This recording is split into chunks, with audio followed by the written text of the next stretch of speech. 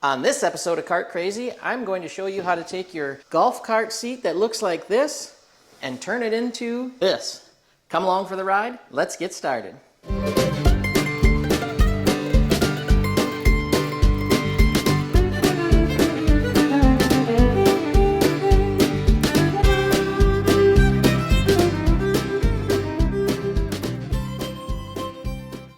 All right, so I thought I would do a video on this is just the bottom seat. We're not doing anything crazy. We're not doing any custom seat covers or anything like that. We're just going to do a factory recover, basically. This belongs to a friend of mine. It's off of a club car precedent. He asked me probably over a year ago to help him out with this, and I've been putting it off, and finally, today's the day. We're going to do it and get it done. But you can follow these simple steps for E-Z-GO Yamaha as well, so it's not just going to be the club car precedent. They're all very, very similar. I'll show you how I do it, and hopefully you can do it yourself at home with a few basic tools. I'll be using an air nailer, but you can do it with just a basic staple nailer from your local hardware store as well. All right, so the first thing I like to do, obviously flip it over. We've got to get the hip restraints off. And on most, if not all carts, the hip restraints are different driver to passenger side. So a good way to keep track of that so you don't get it all back together and have it on the wrong side, which isn't a huge deal. You can switch it over. You can draw an X on your seat bottom, and then draw one on your hip restraint. Sorry here, I'm struggling with my words today. You can draw a smiley face. This one will be an O, and we'll put an O in here. I'd like to have a little bit better marker, but this is what I've got at the moment, so we're making it work. And then on, I guess the vinyl protector, we'll draw a little line on each side just so I remember which one goes where, because there's a shorter one and a longer one, and as long as we've got the longer one marked, we should be fine. Now we can pull out the brackets for the seat for opening and closing, and we'll pull off the hip restraints. And if you happen to be working on a club car precedent, those are 10 millimeter.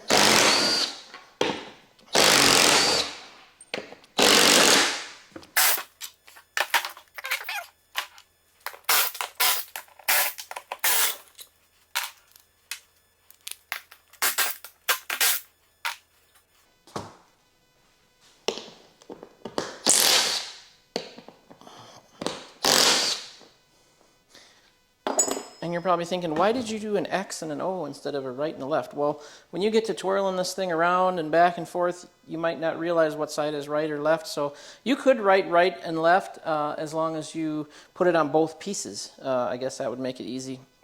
And in times past, normally what I'll do is I'll bring that new cover and I'll go right over the top of this or remove this completely. In this instance, I think I'm going to go ahead and pop it off, and I'll staple it back on when we're done. Just kind of protects that edge a little bit from wearing out prematurely.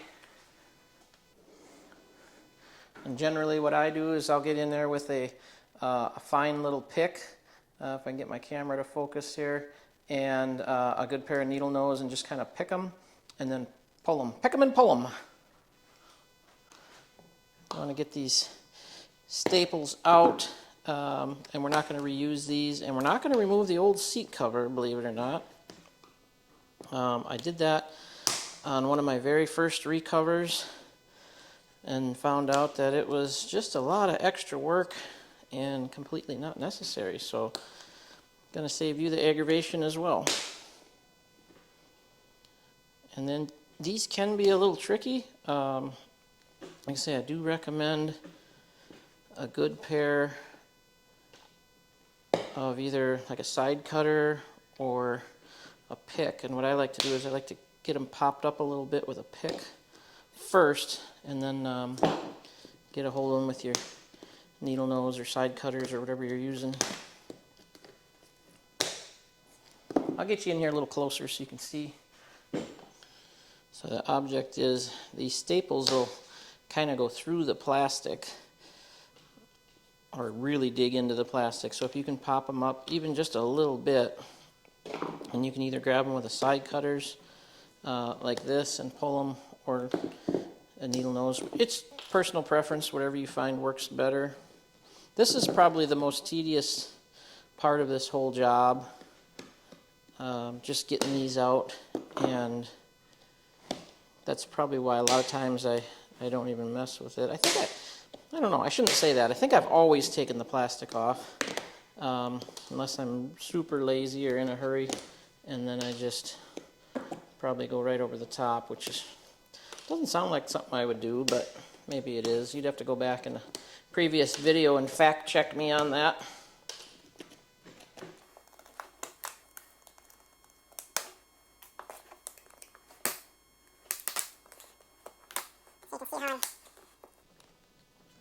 Picking and pulling, like I said, these things are pretty long, so it's not like they're in there just a eighth or a quarter of an inch. They're probably half-inch. Little staples are better.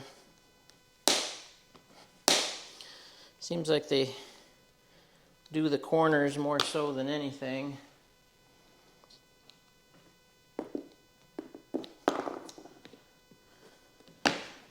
Once we get going down here, there's only a few.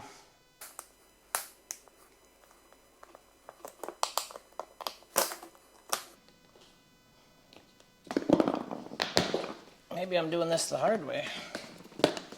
There we go.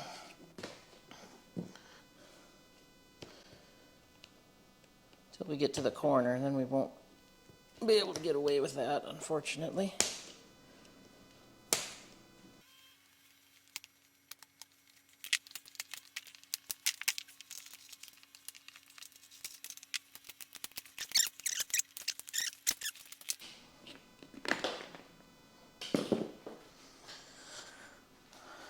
All right, so we've got one of our protective covers off and all the staples out.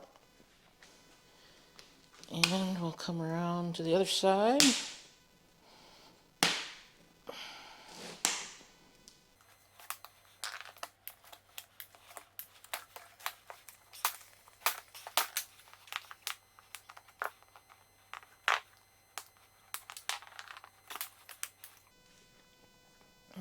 Okay.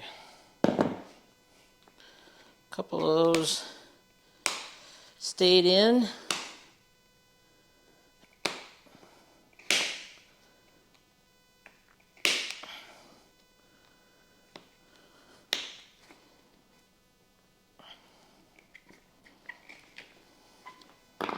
That one just does not want to let go. There.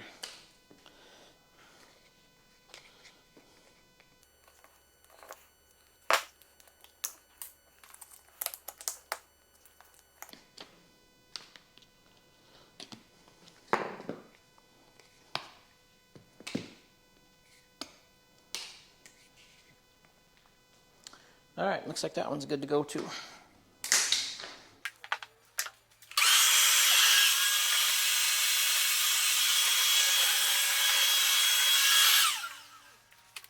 Now you're probably thinking, well, on this corner, you got all this flapped up and in your way, and yeah, that's true. So we're going to take a razor knife, cut that back a little.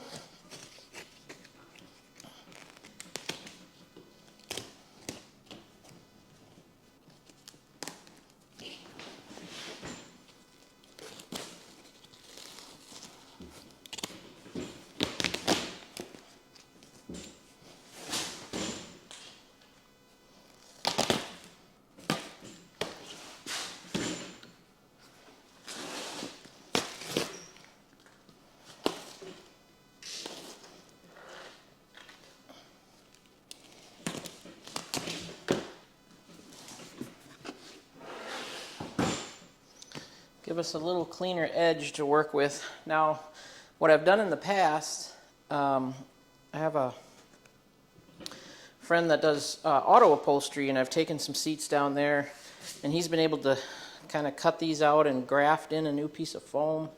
I'm going to try not to have to do that on this one, just for cost.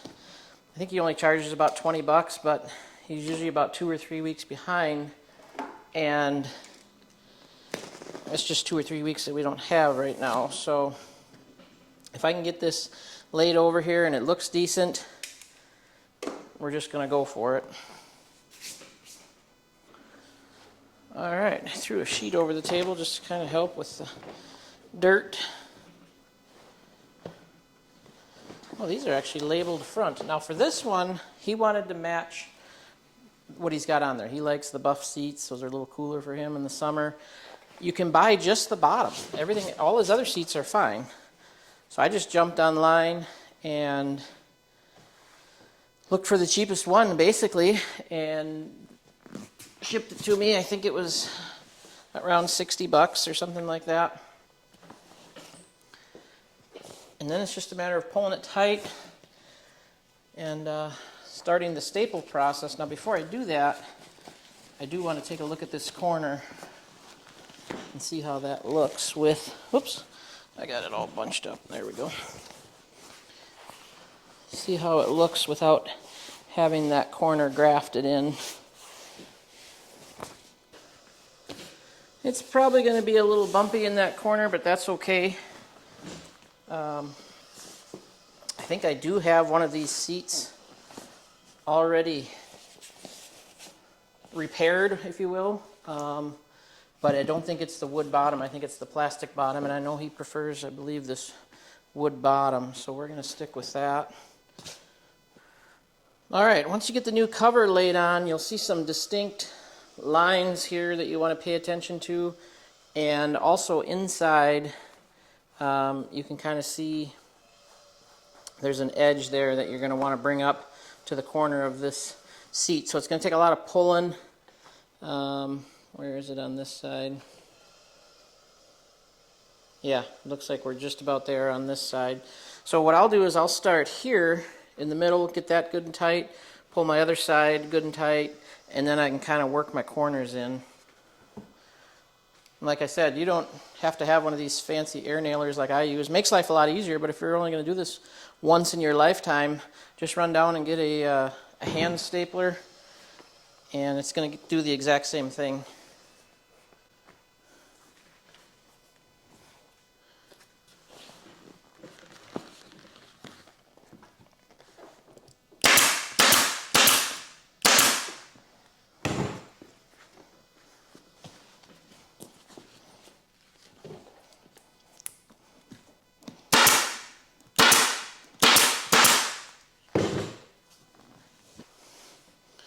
Just kind of checking my lines, making sure I'm happy with where everything's at, and then I can start pulling corners around.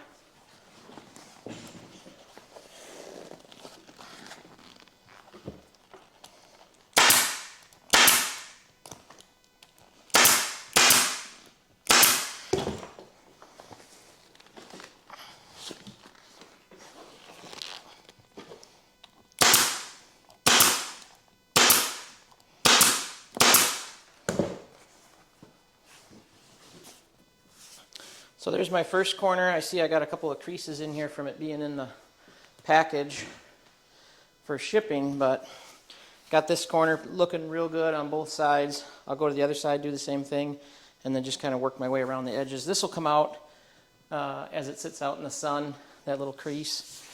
Get some warm days and you'll never see that.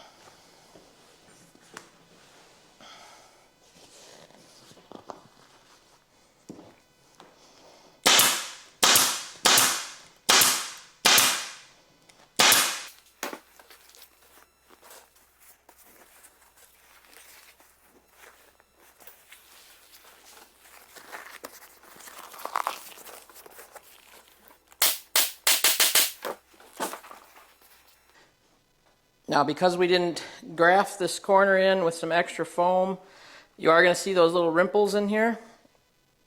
That's perfectly fine for this cart. This is a work cart.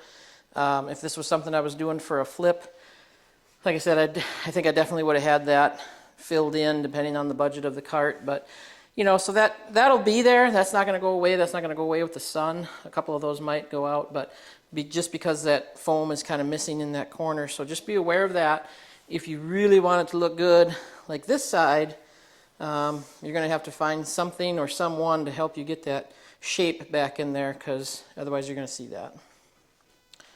All right, now it's just a matter of working our way around the whole thing, keeping everything pulled tight. I really like this material. It's really stretchy and it's really helping the process go a lot better.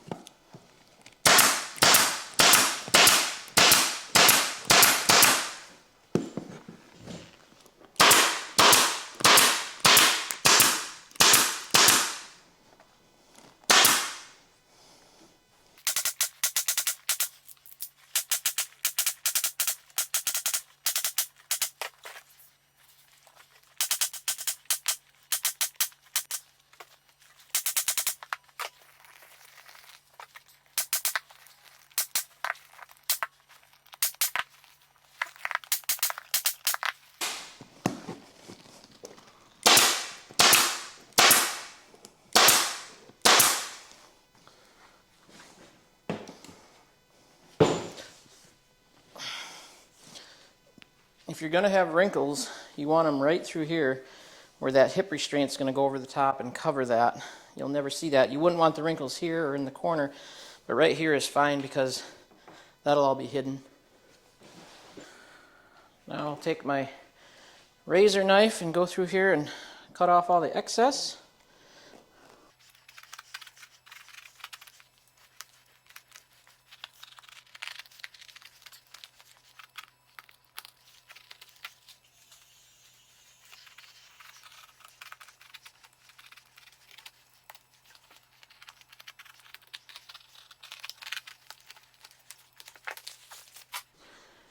Now we'll come back through and I know exactly where to put these protectors on because I marked that. So we'll staple those down just like they had it.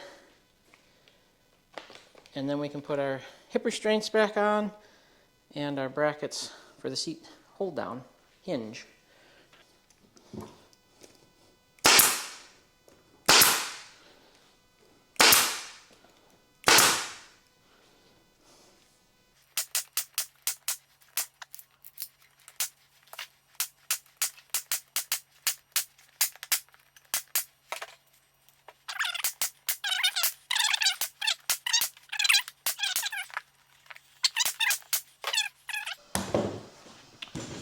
All right, our protector back on there. I managed to drop all the hardware and the hip restraints on the floor, so let me dig those up. Well, one of the hip restraints, where'd the other one go? Oh, it was safe. Got 4, 5, 6. Oh boy. I think we got close to everything here.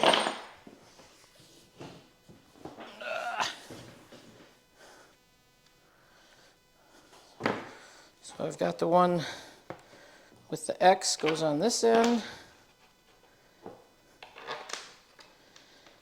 And if you don't trim this back really, really close like I did, your material is going to be over the top of where your bolt hole is. Ask me how I know.